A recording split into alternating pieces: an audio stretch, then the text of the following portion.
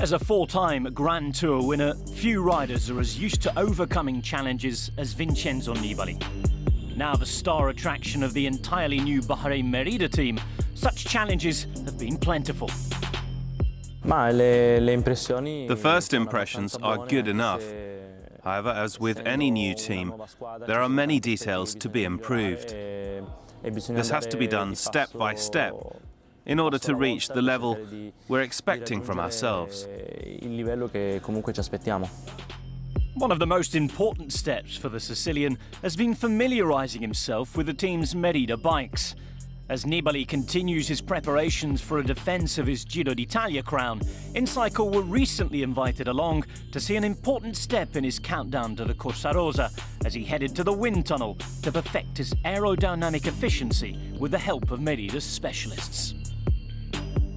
Every year there is some progress in regards to frames, bike gear, handlebars and wheels.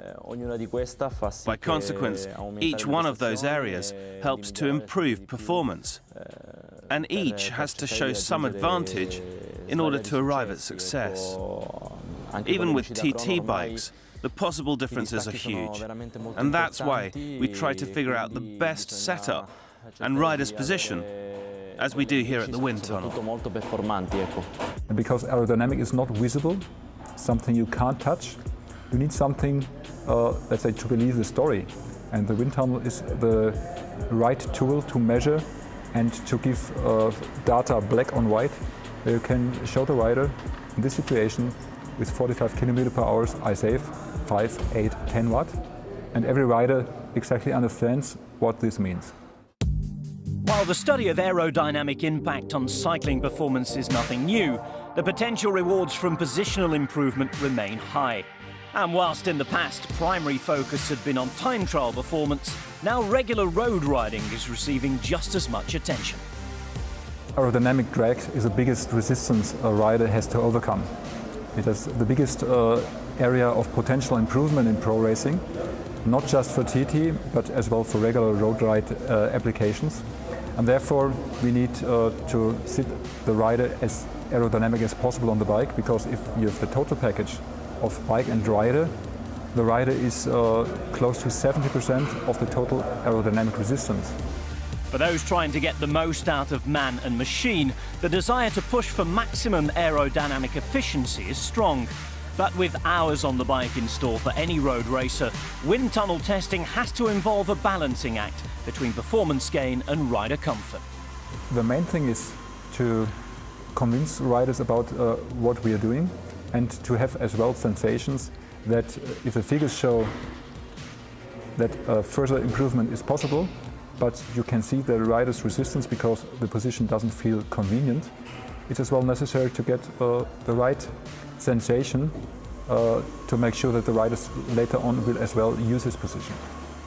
It's a kind of combination of science and at the other hand of being a kind of motivator as well. A rider of Nibali's calibre knows full well the value of taking time to go through such a process. Through the team's work in the wind tunnel, Nibali is gaining a better understanding of which bike will help him best in certain situations. Obviously, in modern cycling, it is very important to use more than one bike, because the producers more and more are offering us new frames. We have the climbing frame, the Scultura, the Reacto for level ground and sprinters, and finally the TT frame, which is the warp, to race against the clock.